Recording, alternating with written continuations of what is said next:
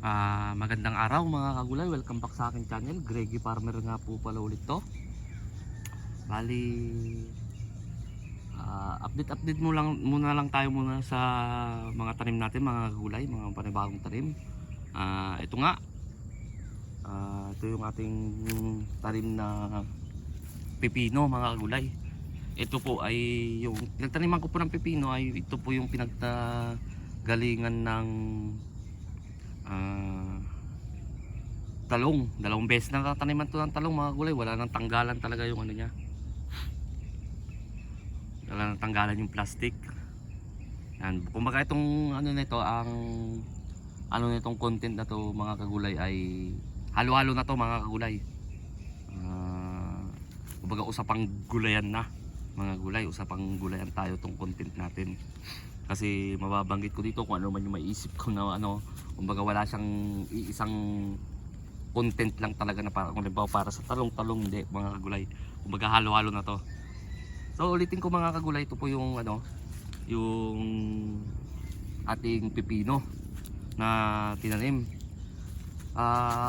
Unti-unti pusa ako, takbo pa ng takbo mga kagulay. Ito po ay pinanggalingan ng talong. At saka yung mga tanim ko ngayon ay paunti-unti mga kagulay.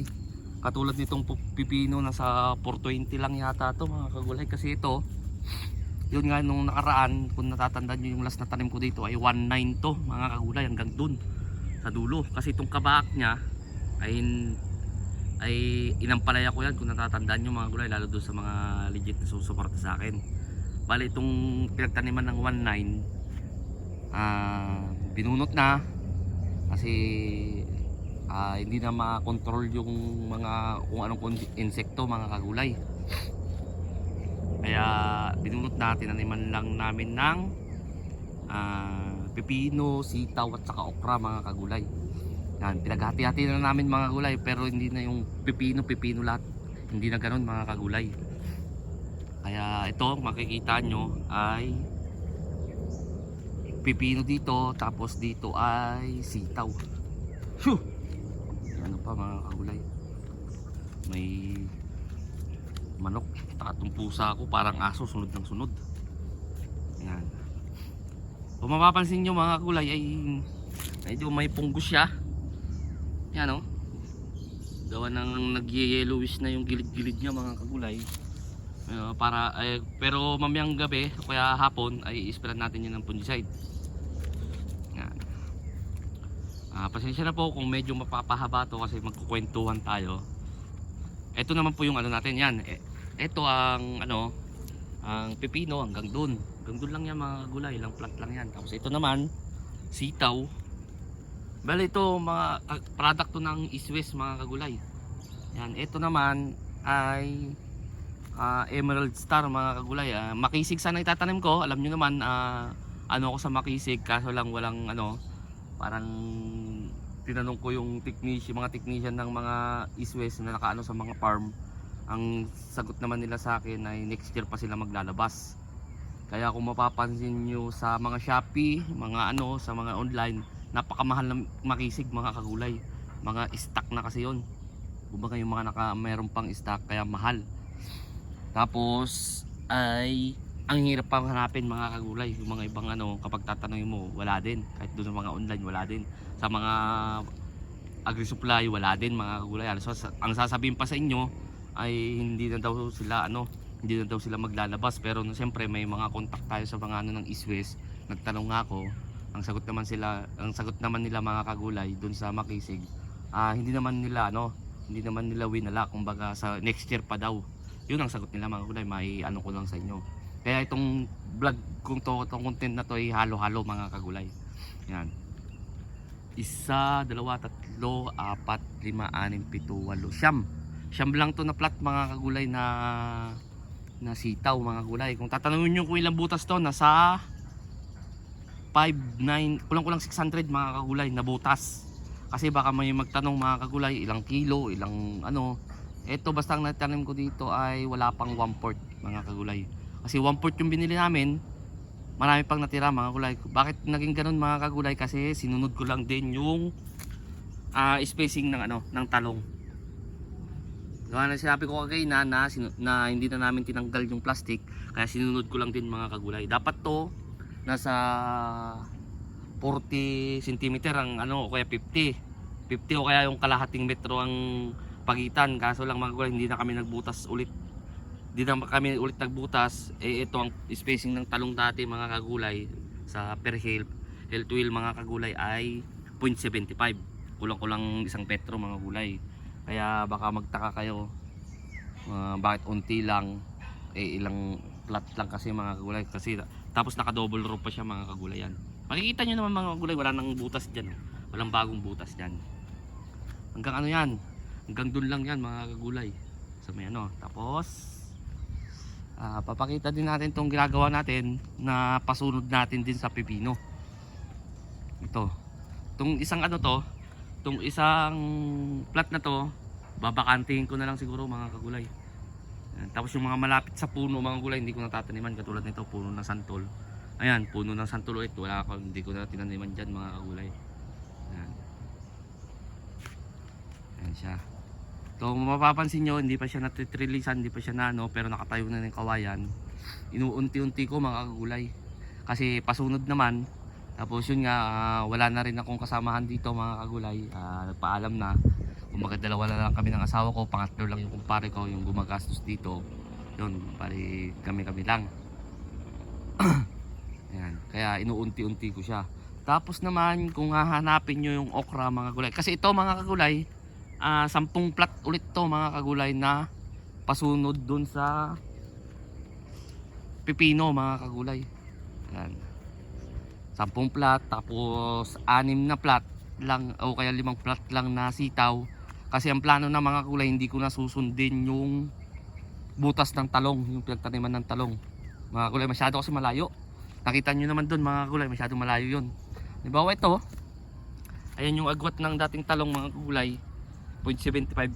Bubutasan ko pa ulit dito mga kagulay. Yan, bali dalawang dangkal ng pagitan mga kagulay kapag binutasan ko ulit dyan. Sa sitaw lang yun mga kagulay. Pero ang itatanim ko dito ay makisig na siguro, kasi December na ngayon, baka sabi naman next year, o kaya kukontak na lang tayo dito sa naka destino dito na technician ng East West, baka meron siyang stock mga kagulay. Kasi pero titignan ko rin mga kagulay, baka maganda yung ano performance ng Emerald Star, kasi ngayon lang ako magtatanim nung, kasi ang natanim ko lang sa totoo lang mga kagulay ay Fantastico at saka Makisig mga kagulay. Tsaka yung nandun ako sa probinsya namin, sa Ilocos, ano lang naman yung kumbaga backyard lang naman yung mga yun mga kagulay. Hindi naman backyard kasi nasa bukid pa rin. Hindi naman kami kasi nabili dati ng mga buto doon mga kagulay. Kumbaga kapag nagtanim kami, tapos yung unang bunga na yun na maganda, paanoin namin yun mga kagulay, kumbaga pagugulangin namin yun na yung itatanim namin ulit. Ganun ang style namin doon, kaya hindi kami bumibili ng buto. Pero dito nga, bumibili na ako ng buto, kaso nga wala yung Makisig. So nagpaliwanag pa talaga no. Lalo na tatagal yung ano. Pero okay lang yan mga gulay. Kumbaga usapang gulayan to mga kagulay. Usapang diskarte, kumbaga yung mga diskarte ko. Yan, dito hanggang dito tong ano mga kagulay. Bali yung yung bakante na dito na may hanggang dito sa saan? Dito mga kagulay. Di sa is na plat. Bali siguro 10 plat na na pipino, kasi hindi ko pwedeng baguhin yung butas. Kasi hindi ko naman pwedeng pagdikitin, kasi mas maraming yung pipino mga kagulay. Kaya mga 6 o kaya 5 na lang siguro na sitaw yung tatanim dito. Tapos kung hanapin nyo yung okra, ito na. Patubo na siya mga kagulay. Yan. Ayun na siya mga kagulay. Patubo na siya. Yan yung okra natin. Sigurado maraming magtatanim yan. Hindi ko na kinultivate. Mga kagulay, hindi ko na naman talaga kinultivate. Pero kung mapapansin nyo, tuyo na yung mga dahon, kasi na-sprayan ko na yung mga dahon ng damo mga kagulay. In-sprayan ko na lahat yan mga kagulay. Yan, tuyo na siya. Tapos ito, hindi pa siya nagagalaw mga kagulay. Ito pa yung natin, ampalaya, nung inaano natin ng ampalaya. Yan. Yan siya mga kagulay. Yan. Ito naman yung mga nagamit ko dati mga kagulay. Yan. Halos Magica. May pangalan nito, may marami din akong mga ginamit dito. May Ortiba Tap mga akong ginamit. Yan, Yan ang katunayan ng mga kagulay na ano ako mga gulay, Agronica product. Mas maraming Agronica product na gamit ko mga kagulay. Kasi okay naman ang performance sa akin ng Agronica product. Hindi ko naman sinisiraan yung iba kasi kapag hindi naman okay ay gumagamit din ako katulad sa fungicide. Gumagamit din ako ng Ortiva Top. Ayan mga kulay, oh, hindi ko naman tinatanggi. Yan. Minsan gumagamit din ako ng Nimbicidin. Ayan, hindi ko naman tinatanggi. Ilang Nimbicidin yan? 1, 2, 3, 4. Borex. Ayan. Gumagamit din ako sa talong kasi dati ito mga kagulay nung may talong ako yan, oh. Nagamit din ako mga kagulay ng iba. Oh, ayan, gumagamit pa ako ng Exalt. Ayan siya mga kagulay. Pero kung aanuin nyo, ay mas maraming Agronica product dyan mga kagulay. Yan. Ayan siya. Mga Agronica, oh. Optimax, Magica, lalo yung Magica kasi tag-ulan nun ay lagi tayo hindi pwedeng mawalan ng ano ng fungicide mga kagulay. Okay, yan mga kagulay, ito ilang plat din to, 10. Ilang butas lang to mga kagulay nung binibilang ko na sa 4 butas mga kagulay, hindi kilo, hindi ganoon mga kagulay. Butas yung pinag-uusapan natin, ilang butas. Kasi hindi ako nag-ano ng per kilo, ano ganoon. Hindi ako nag-ano kung ilang butas mga kagulay, kumbaga yung tinaniman ko. Nasa 420, mga ganoon mga kagulay, hindi ko matandaan. Basta hinati ko tong 19 na butas mga kagulay. Hinati ko lang sa mga ano kung anong tatalim ko diyan. Yan. Kaya baka mayroon magkukuwenta, sabi niya 19 dati yung talong niya tapos maano. Kasi mangyayari doon mga kagulay katulad nga itong pinapaliwanag ko sa sitaw ay magdadagdag ako sa butas. Kasi kahit kuwentahin niyo mga kagulay baka may bashers kasi ako minsan baka makakwentahin niya. Pero kahit naman kwentahin niya, madali lang ipaliwanag yun mga kagulay. Ito naman, actual naman na pinapakita ko sa video. Kasi yung iba mga kagulay, hindi naniniwala doon sa harvest ko. Lalo doon sa Mindanao pa ako dati mga kagulay. Yung 4-5, mani ako ng 2-4. Kasama na yung segunda mga kagulay. 4-5 na puno. Maraming hindi naniniwala, kasi ganyan. Tapos meron naman mas mayabang, mas yumabang pa mga kagulay. Wala yan. Sa akin 1,000 plus lang, umaani kami ng 2 plus, mga ganun mga kagulay. Kumbaga ako naman ay inaano ko lang kung ano yung nangyayari dito sa farm mga kagulay, dito sa taniman ko. Yan. Yan siya. Yan. Tapos pagkatapos nito mga kagulay, ito nga, kumbaga sunod-sunod to. Kumbaga wala na nga tao, hindi na kami kukuha ng tao mga kagulay, hindi na kami kukuha ng panibagong kasama dito, kami na lang. Tapos sasagutin ko rin yung mga hindi ko nasasagot sa comment section mga kagulay. Ito pupwesto nga tayo mga kagulay para ano. Kasi maraming nagtatanong sa comment section mga kagulay ang kasagaran na ano. Kasi halos paulit-ulit lang yung vlog ko. Paulit-ulit lang din yung tanim ay yung tanong mga kagulay. Kaya dito yung mga matatandaan kong nababasa ko na no. Mahirap kasi kapag sumagot sa comment na yung malabo rin yung ano, yung tanong mga kagulay. Malabo din ano kasi baka minsan magkamali rin tayo, kaya lagi ko sinasabi sa mga previous na video ko mga kagulay na hindi ko masagot yung iba gawa ng hindi ko pa siya nararanasan. Alangan nasagutin ko mga kagulay na hindi ko pa nararanasan. Tapos limpo, spray ka ng ganito, gaganunin ko hindi ko pa nararanasan yung ganun ano mga kagulay. Mahirap naman yung ano, kawawa naman yung kahit ngayon kahit nga yung mga sinasagot ko sinisisi pa ako mga kagulay. Tulad ng paggamit ng ano, ng pang-uod. Base sa experience ko mga kagulay, alimbawa Optimax, epektibo sa akin. Nakadepende rin po kasi yan sa ano, sa area. Base sa experience ko mga kagulay, kasi dito ang Optimax, ang gamit ko dati sa Mindanao mga kagulay, pure Agronica product ako, wala akong ibang ginagamit. Okay siya mga kagulay. Okay siya. Kaya nga yung mga ano ko dun sa group, katulad nila Noel Duque, shoutout sa'yo boss, special shoutout sa'yo. Hindi ako naniniwala lagi, hindi ko naman sinasabi noon sa kanila nagtatanong sa, hindi ako naniniwala dati na hindi epektibo. Syempre hindi ko pa kasi naranasan mga kagulay, pero nandito na ako sa Luzon. Kaya kung mapapansin nyo may mga ano doon, Exalt, mga Borex, mga kung ano man ang pang-uud doon mga kagulay. Kasi hindi na rin talaga tumatalab dito. Ang naano ko naman doon mga kagulay, ang na kumbaga na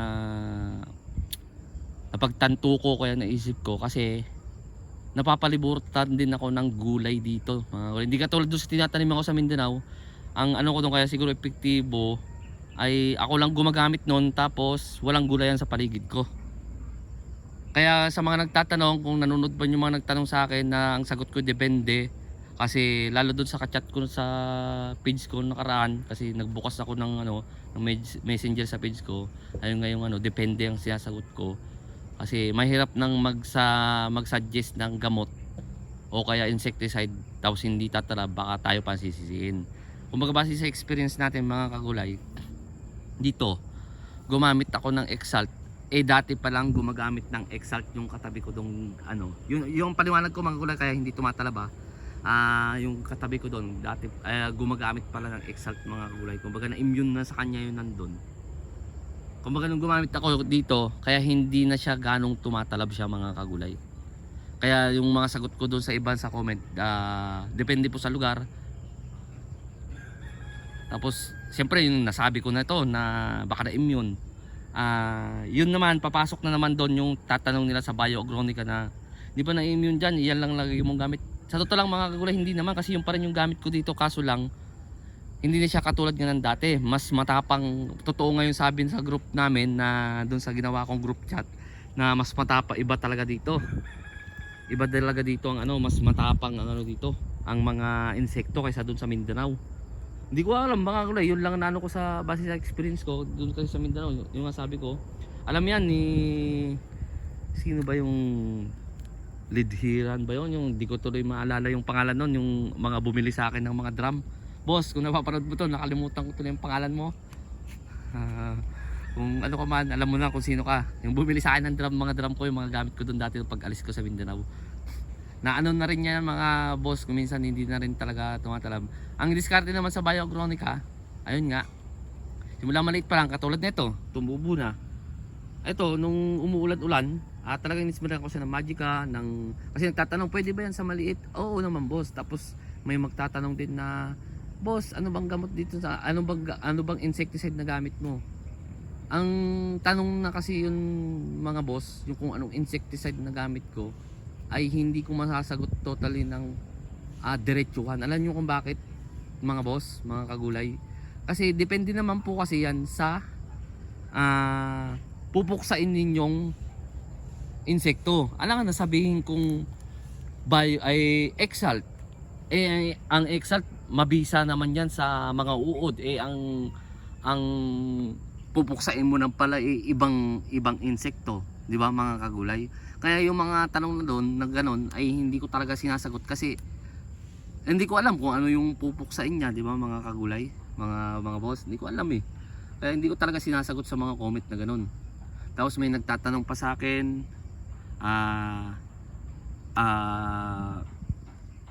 magkano ba daw ang ang nagastos ko.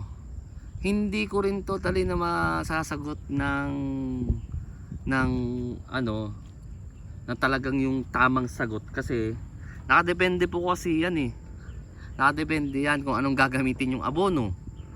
Kung sasabihin naman yung para maging basihan lang namin, hindi ko pa rin pwedeng sagutin ng kahit sabihin maging basihan mga boss, mga kagulay. Gawa nga nakadepende kasi yan sa dadapong sakit o kaya insekto mga kagulay. At saka yung presyo ng mga bilihin sa inyo. At saka yung mga katulad nito, yung mga nag-aarawan lang, hindi ko pa rin pwedeng sagutin eh. Mga kagulay. Kaya nga sinasabi ko, nakadepende pa rin sa lugar.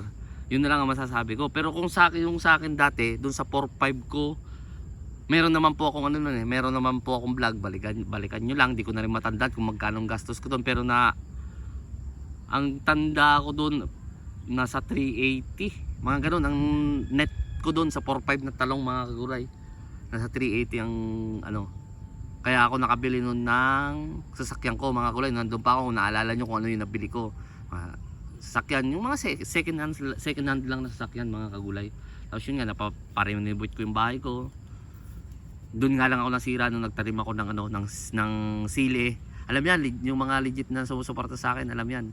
Napabunga natin ng maganda yung sili, kaso Simula nung pag-harvest, 25 pesos ang ano, ang presyo hanggang sa pang 18 harvest yun, ma? Doon tayo sa sili. Oh, basta hanggang doon sa binunot ko na siya mga gulay, doon ako nalugi ng mga 200k mahigit mga kagulay. Kasi habang nag-harvest ako, hindi ako kumikita mga gulay, palabas ng palabas ang pera. Imbis na kahit na makabawi lang, hindi. Kasi harvest akong ganyan, maglalabas pa ulit ako mga kagulay kasi mag-aabono ako, mag-i-spray ako, magpaparvest ako. Kumbaga yung ano, yung pinagbentahan ko kulang, eksakto lang dun sa ano, sa bayad ng nag-harvest mga kagulay. May sobra lang naman. Siyempre yung expenses ko pa na no, na iba na punta deliver doon, puntang ganyan, kaya kulang na kulang mga kagulay. Kaya nalugi ako doon ng mga basta mga nasa 240 yata mga kagulay, ganun ang nalugi ko doon. Kaya yun naman ang kwento kung bakit ako napunta, bumalik dito sa Luzon mga kagulay, bakit ako napunta ulit dito.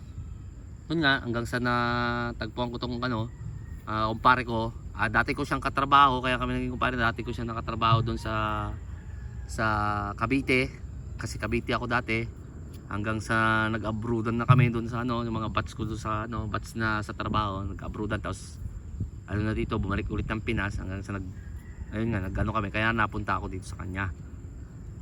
Ganun din ang sitwasyon dito mga gulay, hati, minus gastos kumbaga. Pero ngayon mga kagulay, nababawi na rin namin yung gastos dito mga gulay, kasi nung simula namin dalawa dito magkumpare, halos lahat bili. Wala siyang gamit. Kumpare naman, imbis na kanya dapat yon, pero kumpare ko naman siya, inilagay na lang namin sa kapital, kaya malaki. Kulang-kulang kalahating milyon ang nagastos namin dito mga kagulay nung unang-unang tanim namin. Pero ngayon nabawi naman na, kaya itong mga bagong tanim namin ay hati na talaga dito mga kagulay. Pero kumbaga yung pinuhunan namin dito, amin ng dalawa, hindi na yung kanya lang mga kagulay. Yun ang ano dito, hati na. Kaya kapag halimbawa nag-harvest, hati na rin. Pero ang gagawin namin siyempre, magtatabi na naman kami ng pangsusunod para hindi na siya maglalabas talaga ng pera.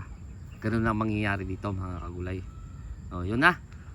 Kumbaga yun nga yung ano, kaya itong pabagat itong content na to ay halo-halong pinag-uusapan mga kagulay. Ayan, ayan yung pusa ko mga kagulay, yung asawa ko nag-ano dun. Makulit yung pusa ko mga kagulay. Ayan. Ano pa ba yung mga nabasa ko kagabi? Mga labit. Kasi nagbabasa ako ng mga comment na hindi ko na ano. Kasi kapag sa YouTube mga gulay, kapag sa YouTube studio, magkwento ko lang mga gulay. Kasi kapag hindi mo yan ni-like, pinuso, hindi siya natatanggal dun sa ano, sa comment section mga kagulay. Nandun yan, nagbabasa ako. Tapos meron pa nga nagsabi sa akin dun na nabasa ko na 7 months ago na hindi ko na ano yung comment niya, na sabi niya sa akin ang gulo ko daw mag-vlog. Siguro nga magulo ako minsan mag-vlog, kasi hindi naman ako yung content creator na yung halimbawa dito to sitaw, itong gagawin ko. Hindi ako ganun mga gulay, kasi itong vlog ko, kaya content ko, walang edit to mga kagulay. Ito katulad nito, video ako, alang minutes na, 23 minutes na. Diretso upload to mga gulay. Ano ko lang ng title, tapos upload na. Hindi ako nag-edit mga gulay, natatanggalin ko yung mga kung ano yung nasabi ko halimbawa na mali. Hindi na, bahala na dyan mga kagulay. Kung ano yung tinik ko na kumbaga take one lang ako mga kagulay. Kung ano yung sinabi ko dito, yun na yun mga kagulay. Kasi yun naman ang totoo Ba't ako magmamalinis mga kagulay? Katulad yung sabi ko, pinakita ko yung yung mga insecticide. Ayun nakita nyo, may borax, may exalt. Di ba nga sabi ko mga kagulay, kapag hindi na tumatalab, kasi may maraming nagsasabi sa akin na binabayaran daw ako ng agrotic product, kasi yun lang pinapakita ko. Hindi mga kagulay, hindi ako binabayaran. Hindi na nga tumatalab ng nakaraan, kaya nga ako nag-exalt, nag-borax, ano pa ba yun, meron pa nga hindi nyo nakita doon. Nandito banda yung niya, nandiyan banda yung basyo niya basta nasa 4 yun, 5 gold din ako mga kagulay. Hindi ko naman tinatanggi, pero sa mga nagtatanong talaga mga kagulay, mahirap magsabi. Kasi halimbawa si Pedro nagtanong sa akin, anong pang-uod boss? Sasabihin ko, gold boss, maganda yung gold. Palibot pala siya ng gulayan yan, gold pala ang ginagamit doon mga kagulay. Tapos hindi natatalab syempre, kasi mga gamit doon sa palibot ng mga naggugulay din doon. Hindi na may tendency talaga mga kagulay, hindi natatalab yun. Kaya nga sabi ko sa inyo, depende sa lugar, kaya kumbaga depende sa lugar yun, kasi kung yun ang ginagamit, hindi na talaga tatalab yun mga kagulay. Hindi na tatalab yun. Kaya hindi na lang ako nagbabangkit, pero ang kuminsan kapag sumasagot ako sa comment, ang sinasagot ko lang, bioagronica lang po ang gamit ko eh. Boss, ganun na lang ang mga ano ko. Tapos depende po kasi sa lugar eh. Tapos nagtatanong kung ilang magkano presyo. Depende pa rin po sa mga lugar. Kung ano, halimbawa sa Mindanao, mas mahal talaga dyan kaysa dito sa Luzon mga kagulay.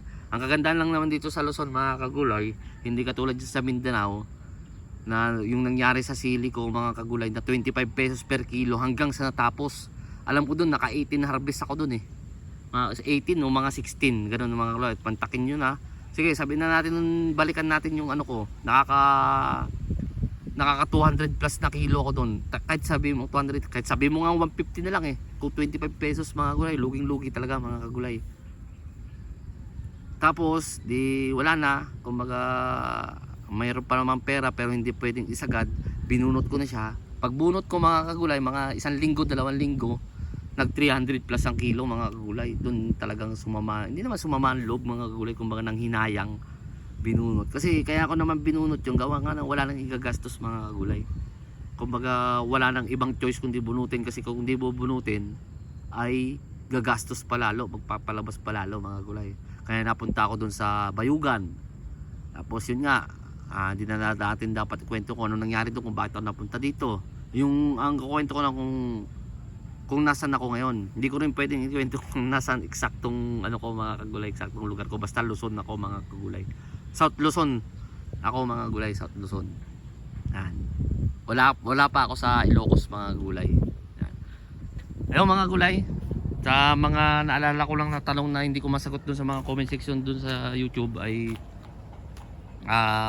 sinagot ko lang. Baka ibas na naman ako na ano na content ko raw eh, kung ano-ano daw ang kino-content ko, halo-halo daw mga kagulay. Pero ano ba talaga, insecticide? Mga ganun pa yung mga ano sa akin mga kagulay. Kaya ang sinagot ko, sabi ko kung ayaw mo panoorin boss, pwede mo naman po scroll na lang yan. Manood ka na lang po ng iba. Ganun lang naman mga kagulay eh. Kasi gaya nga sabi ko, hindi po ako nag-i-edit ng video ko, hindi po ako diretso po upload sa akin mga kagulay. Walang putol-putol yan. Sa mga harvest ko, pinuputol ko lang siya pero dinudugtong ko rin. Dinudugtong ko na lang, hindi yung magkakat ako ng video na yung tatanggalin ko yung ganito. Hindi ganun mga kagulay. Sabad ka? Yan mga kagulay. Punta tayo doon sa ano natin. Sa ampalaya natin mga kagulay. Ito ay inabot ng, ilang bagyong inabot na ito ma? Si Uwan, tapos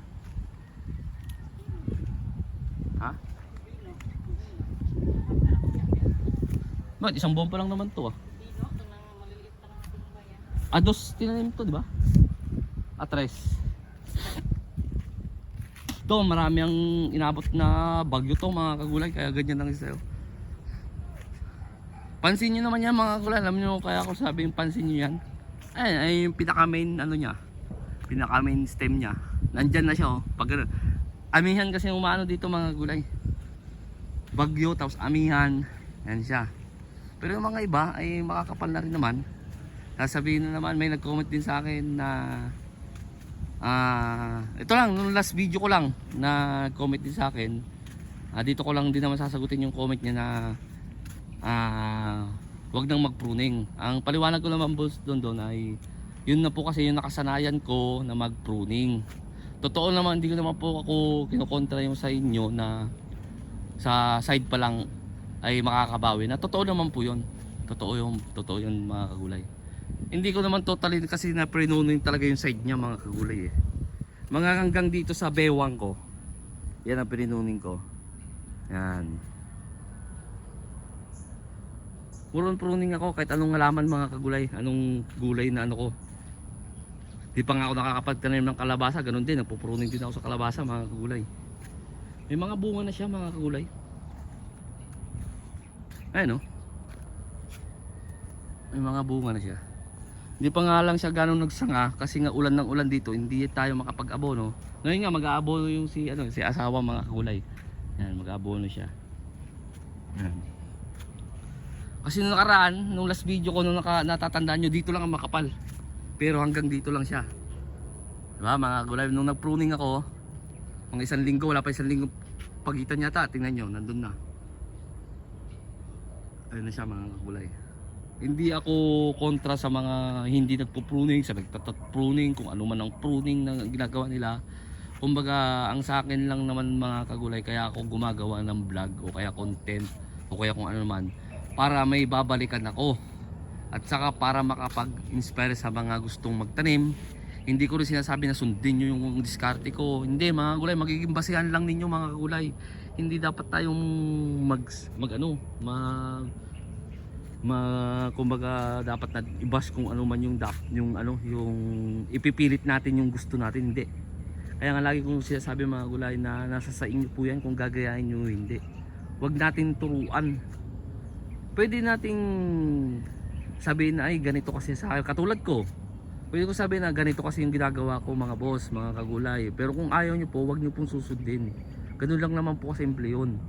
Ang paggagawa ko ng video mga gulay magiging kumbaga may babalikan ako.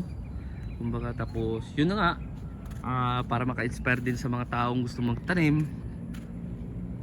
Yun lang ang purpose nitong mga video namin. Mga dati nanonood lang din ako ng video mga kagulay nung nasa Saudi pa ako. Mga 2000, mga 2020, mga ganun mga kagulay. 2000 tuloy, para baka sabihin nila ang tanda ako na mga kagulay. Mga 2020 mga kagulay, nandun ako kasi papauwi na ako noon. Malapit na akong umuwi. Ay nanonood-nood ako. Dalawa kasi ang pinagpipilian ko mga kagulay. Halamanan tong gulayan o kaya pagbababoy mga kagulay. Mas umano sa akin ang paggugulay kasi doon sa amin marami halos mga may naggugulay naman doon, kumbaga meron na akong idea. Tapos nanonood pa ako lagi ng YouTube. Kasi yung mga pinapanood kong YouTube mga kagulay sa hindi ko rin naman sinunod mga kagulay. Hindi ko lang lang ako, nanood lang ako ng nanood. Itong pagpupruning na ganito, ito ang mga napapanood ko hanggang siyam na sanga. Hindi ko rin sinunod yun mga kagulay. Kayo rin yung kumbaga manunod lang kayo, magiging basehan ninyo, tapos kayo ang gagawa ng sarili nyong technique. Kayo ang gagawa ng sarili nyong technique mga kagulay. Kayo ang gagawa ng sarili nyong pamamaraan. Kumbaga yung panonood niyo lang sa mga video, kung sino mang mga vlogger na naggugulay, magiging basehan lang mga kagulay. Kasi eto, natotoo lang, wala naman talaga to sa yung mga siyam, ayun, tinuturo talaga nila yun. Yung siyam na ang siyam na sanga, simula doon, tinuturo talaga yun mga kagulay. Tapos yung top pruning, tinuturo talaga yun. Pero sa akin to, hindi ko pwedeng sabihin na basta ako nag-pruning lang ako, ang paliwanag ko lang, yun nga, mas maano siya nakapitan ng punggos.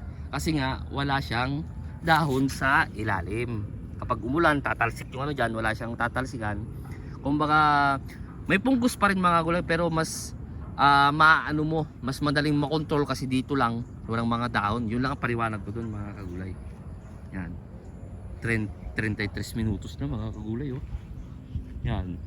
Ito pinapakita ko sa inyo, yan, mga maninipis pa, may mga huli pa mga gulay. Ito nung binilang ko mga kagulay, nasa 354 at 54 lang mga kagulay.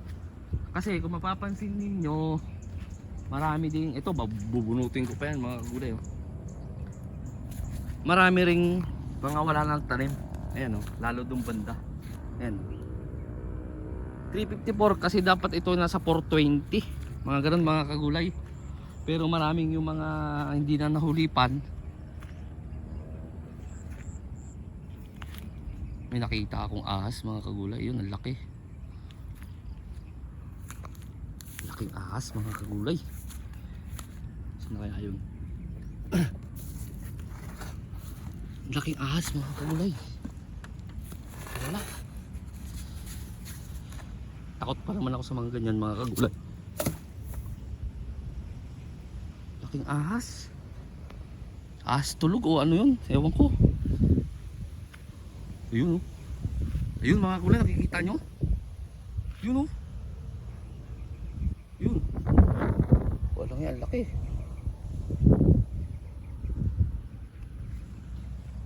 Okay mga gulay, dito lang ako mga gulay ha.